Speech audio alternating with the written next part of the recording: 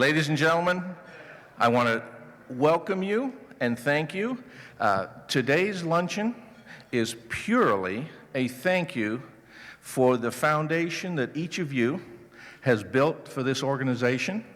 And what we do and how we do it is based upon your expectations, your demands, and your needs to serve the community through our organization.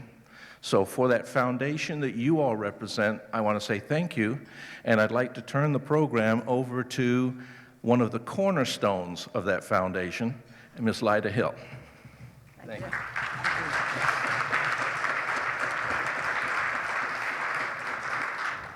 Dallas is an exciting city, and it's an exciting city because it's a lucky city because it has all these volunteers. Thank you for all that all of you do. It's been, I suspect that like me, you got involved with VNA because you wanted to help, you wanted to make a difference, and then VNA has a way of kind of hooking you in. You get addicted because you can tell that you are making a difference. And it's fun today to get to see folks who I haven't seen in a long time. We go on our various volunteer paths, and then we are off a committee, and we don't see people for a long time. So it's been fun to at least get to howdy folks I haven't seen in a long time. And I can tell that one of those things that I remember reading about is absolutely true, is that people who volunteer not only live longer, but live healthier than those who don't volunteer. We're all doing pretty dang good, aren't we? Hey! How many of you had the opportunity to attend the 75th Gala that we celebrated out at the Audubon Center? Where many, oh, there are a lot of survivors here. That's good. That's good. That was some party, wasn't it? I mean, was that a party? I mean,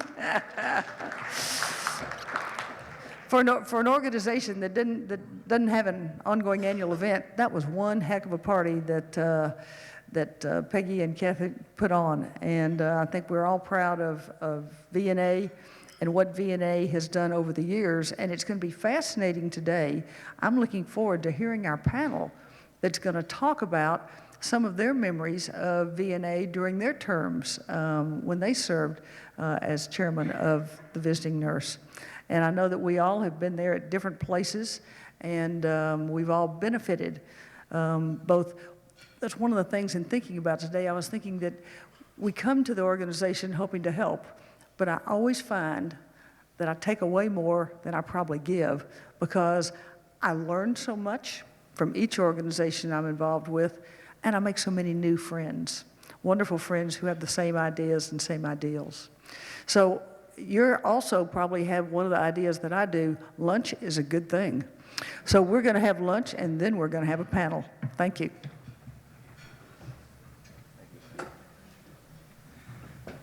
It's my pleasure right now to ask Paul Ramler, one of your Visiting Nurse Association chaplains, to come up and say a word of prayer before we start the lunch. Thank you. Will you bow with me in prayer? Our gracious God, we pause now to give you thanks for the blessing and the work of the VNA. We thank you for the vision and the wisdom and the diligence and the investment of time and expertise and energy and resources of those who have provided leadership to the VNA over the years. We thank you for the impact that leadership has enabled the VNA to have in the lives of tens of thousands of individuals in our community. And gracious God, when we reflect on all that has been accomplished through the VNA, we are humbled to have been a part of such a great work. And now, our God, we ask your continued blessing on the VNA as we seek to fulfill our mission in the community. Now we thank you for this time and we commit it to you. Amen.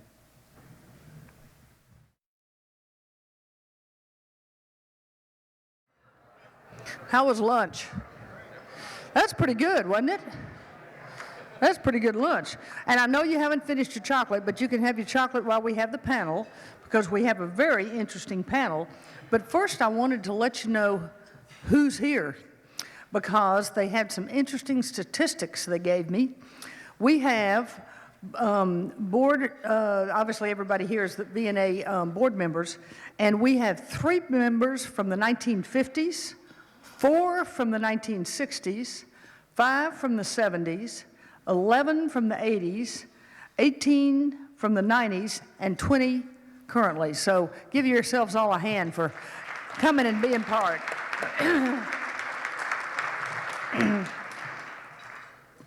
I'm sure, like me, this occasion has reminded you of some fun things that are some memories from when you were on the board serving VNA. And what we're going to get to hear now is a fun panel of some past board chairs telling their visiting with Scott Murray. And everybody knows Scott. And let me tell you, I asked him the question at lunch that I figured that we all wanted to know. What about the Cowboy Stadium? I mean, this is from the perspective of a reporter and someone that knows sports. And he says it's very simple, Lotta, way over the top. So you have it straight from Scott. Also on the, Scott is going to be talking to the panel, but on the panel, Ruth Altschuler will be on the panel, and Ruth was telling me at lunch about a story about some family that she started helping. They said that this lady needs help in 1971, and guess what? Yeah, she's still helping that family. I said, Ruth, come on, you're supposed to get the job done.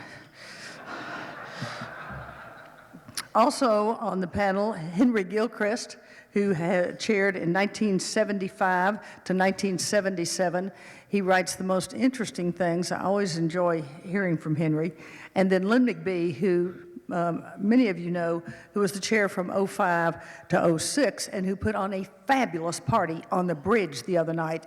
If you weren't on the Continental Street Bridge on Friday night, you missed one amazing party. It was awesome.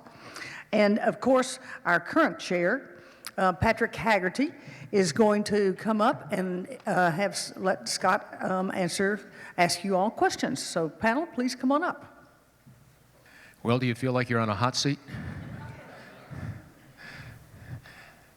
Ruth says, yes. We've done this before, Ruth, many a time. And she said, no, you're going to be nice again today, Scott? I said, I will be very nice. How can you not be nice when you talk about the legacy of what the VNA has done for 75 years here in Dallas? But a welcome to you all, and a giant thank you, and let me publicly thank all of you. I know you've been thanked before, but for all that you continue to do, and just as your legacy continues, for your involvement, and for certainly all the people that are in the audience today. I think maybe what might be fun is to just talk about how you initially got started with VNA, what it was that just went off in your head one day, or somebody came up to you and said you need to be involved with a pretty special organization.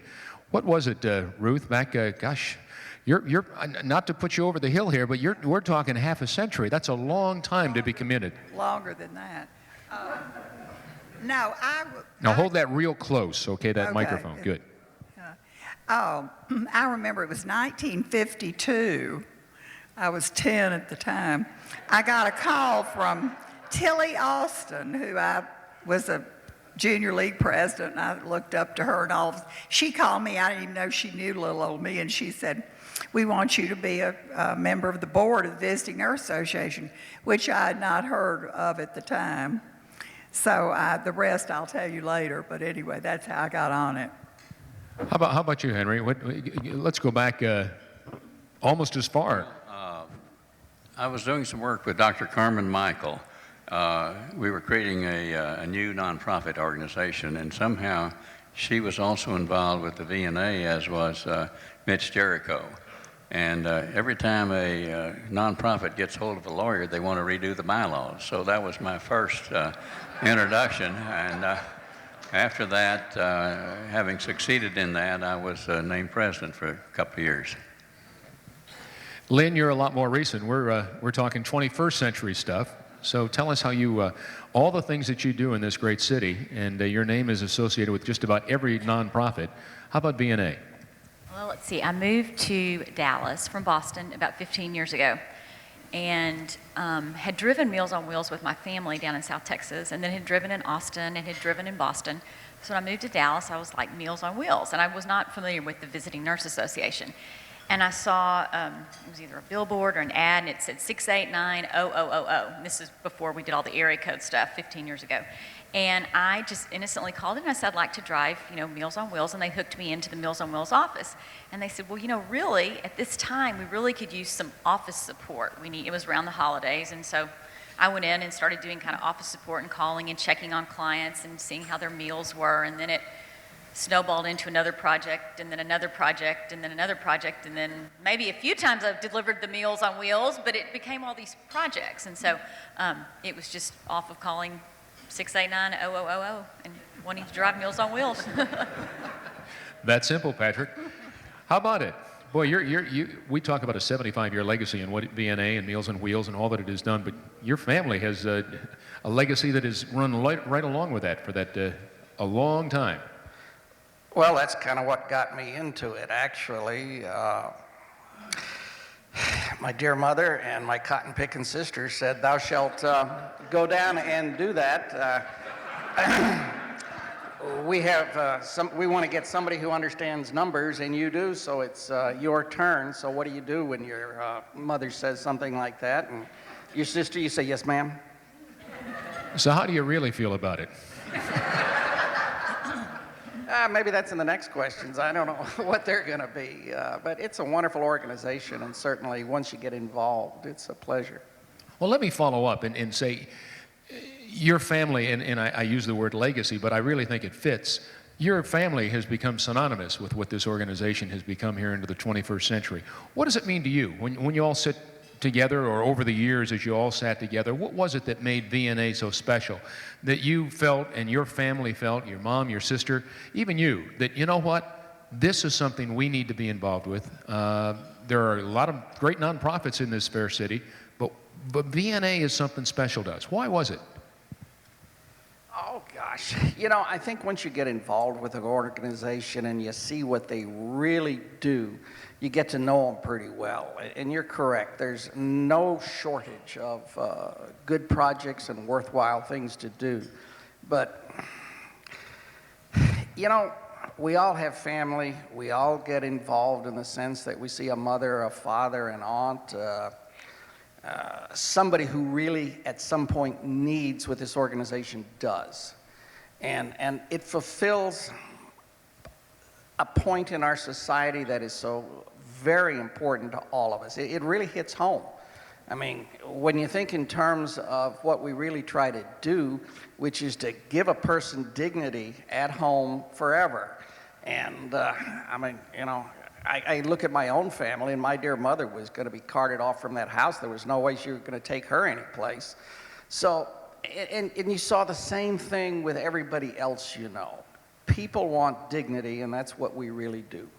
We supply them a method to stay in their surroundings, which is all somebody wants, as long as it's humanly possible. And that's really worthwhile.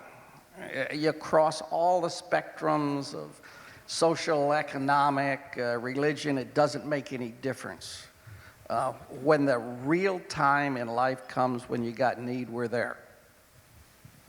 One thing I want you all to do is we're sitting here listening to everyone speak, is if you can think of, and I give you a little head start on this, I should have mentioned this to you at the table, but I'd like to know if there's one funny story or meaningful story or something that really, as you look back on your relationship, long as it might have been, short as it might have been, that you will always cherish VNA. I want you to just kind of give some thought to that, because we'll wrap that up when we conclude here today. But let me go back to you, Ruth. So many things have happened over the years. You go back to the 1950s, and again, when you were a mere 9 or 10 years old, just kind of following up, see, with what you, okay. What changed then, or what was very special to you that you were able to put into effect that now here 50 years later is still a part of the fiber of VNA? Well, one thing, when I got on the board, there were only 6 nurses. That tells you something. And the board was made up entirely of women. And about 1955, we decided to ask 3 men, honor them with our presence, let them join us. So the only one I remember is Bob Strauss. So I became chairman of the board in 1956 at age 14, if you're counting. And Bob was my vice chairman of the board. And Mrs. Ruggles, husband was with the Dallas Morning News, had been the immediate chairman, the preceding chairman. And she said, oh, by the way, I've just fired the executive director. And here I was going into office. I didn't even know what an executive director was, much less there was none. So that was my first order of business, was to find a new director. So I thought this was enterprising as I look back on it. I got probably on a train in those days, went to Chicago to a nursing convention and just asked everybody there if they knew anybody, and I got one name, and her name was Inez Anderson. I've forgotten even where she was, but I called her. She had just come out of surgery, and they put the phone to her ear. She didn't know who I was or where Dallas was, anything. Anyway, she came and was here for 10 or 12 years. But when I was trying to negotiate with her, Bob Strauss and I were on the phone every day, because this is a big deal. You have an agency, and if it's just, rudderless, you're just helpless. And Bob, I love him. He's just the cutest man that ever lived. But he's so profane. I had been around. My father was Carr P. Collins, and my brother Jim Collins, and Carr Collins Jr., and my husband Charles Sharp. I had never heard them utter gee whiz, or golly gee. And I just had Bob Strauss on the phone. I just never did get over that for years. My ear was just vibrating. But anyway, so he was on the Goodwill Industries board, and they didn't have any women. So he got me on their board. We got him on it. And he and I've kept up all these years. But anyway, what did you ask? Okay.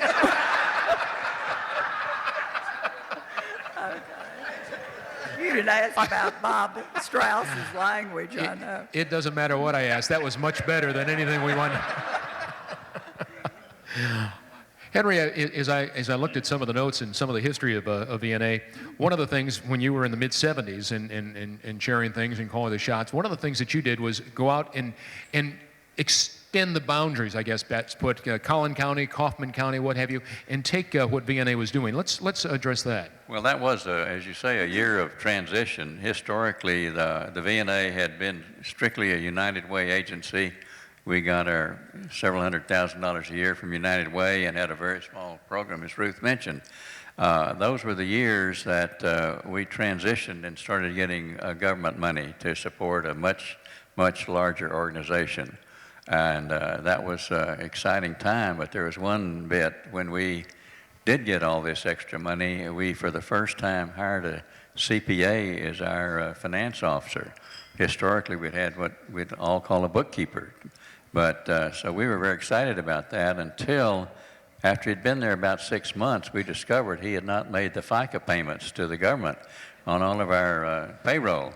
And that was some $50,000, $60,000, which was, we didn't have any money for that.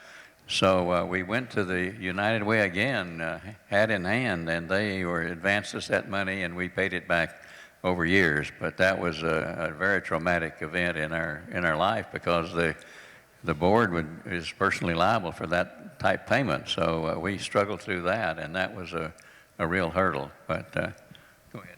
You were able to overcome that, but as we look back 30 or 35 years back then, and now you see here in 29 where VNA has come, I'm sure there's got to be a great deal of pride, of self-satisfaction that you were a part of expanding what it did. Actually, of course we did, and we attribute that to the board, but also to our very fine executive directors at the time, Elsie Griffith, Mary Souther, who's here today, and some others. That it's a labor of love to be a CEO of a nonprofit organization dealing with millions of dollars and great responsibility, and it takes a very special type of person to provide that leadership. Lynn, we fast forward about 30 years, and of course your gala and that concept and putting that into effect. Where did that come from? I mean, there's galas every night here in Dallas, but what was it? Where did that come from? Well, the VNA used to have an event that we were the beneficiaries of, and it was the Walkabout, and it was a real fun event. And you'd walk around restaurants in the Quadrangle, then you'd meet afterwards and have nice champagne under the stars and jazz, and it was wonderful. And that event went away, and then we were without an event. And so we were in a development committee meeting, and I think it was Helen Nixon and Marion Staubach and myself, and talking about, the VNA really did need something that was kind of something that people, oh, that's the VNA Gala. And I'm trying to think of how this came about. It had to do with the race car and TI support and Marion and Roger owning the race car and this whole wheels and then meals, and then it just kind of starts snowballing, and then before we know it, we're like NASCAR, and then before I know it, Alan and I are at NASCAR, and he's in a car, and so this whole thing just kind of snowballed, and we had this just wonderful gala for 2 or 3 years that was the Meals on Wheels that was in the Wheels for Meals that was in a Park Place Porsche dealership there, and had the race car. And then, of course, this year, with it being the 75th, it was something different and to honor the 75th, and it was at the Audubon. But it was just kind of came out of a committee and just the ties with T.I. and Marianne and Roger and the race car and the wheels and the meals. And by the way, Lynn will be at the Speedway in November driving a car for But take we it to the next level, did get right? to do that. We actually did get to do that. Our patron party was to go and ride, and I actually didn't drive it, but I was, you put on the suit, the fire suit, and you get in, and they, let you go real fast. Give you a little spin. So, yeah, you just think, I got to focus, I got to focus, I got to focus. So, because it's pretty crazy. But. Well, let's talk about memorable moments. Is there one that comes to mind, Patrick? I mean, your family's been involved for a long, long time. We've already alluded to that. But is there one moment that maybe you have great pride in? Oh, I don't know about great pride. I think probably the most memorable moment is kind of like Henry's, and that is when you sat down and realized there wasn't enough money to make payroll. And that becomes very memorable. I've done that myself in my own business. In fact, my dear dad, the first time I ever went into business for myself, he looked at me and said, "Son, one of the privileges of being in business for yourself is you can always cut out your own salary." And it took me a while, but not too long, and I figured